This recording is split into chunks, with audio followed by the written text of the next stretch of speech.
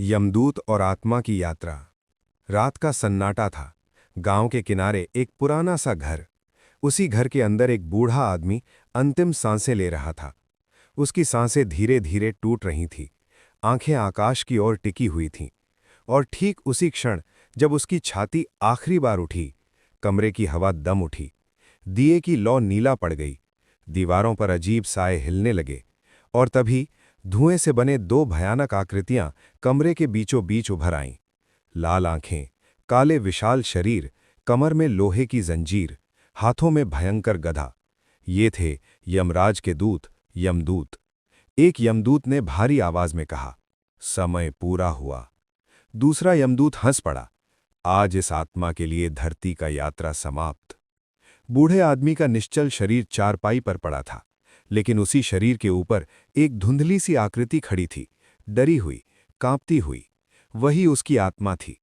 आत्मा ने घबरा कर कहा, तुम कौन हो? यमदूत ने गंभीर स्वर में उत्तर दिया, हम यमराज के दूत हैं। तुम्हारा शरीर छूट चुका है, अब तुम हमारे साथ चलोगे।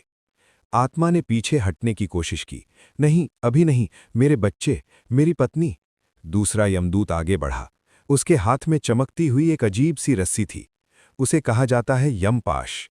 यमदूत ने रस्सी हिलाई, वह सांप की तरह लहराई और सीधे आत्मा के चारों ओर लिपट गई। आत्मा ने चीख मारी, आह! लेकिन कोई जीवित इंसान उसकी आवाज नहीं सुन सकता। यमदूत ने रस्सी खींची और उसी क्षण आत्मा शरीर से पूरी तरह अलग हो गई। कमरे की दीवारें गायब हो गईं, छत घुल गई, धरती दूर हो जाने लगी। आत्मा को ऐसा लग रहा था जैसे वह अंधेरे सुरंग में घसीटी जा रही हो।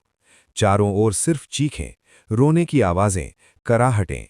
आत्मा ने डरते हुए कहा, ये आवाजें किसकी हैं? यमदूत ने उत्तर दिया, ये उन आत्माओं की आवाजें हैं जिन्हें हम पहले लेकर जा चुके हैं।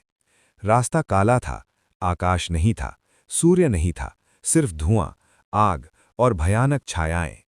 आत्मा ने देखा कि सैकड़ों आत्माएं रस्सियों में बंधी खींची जा रही हैं।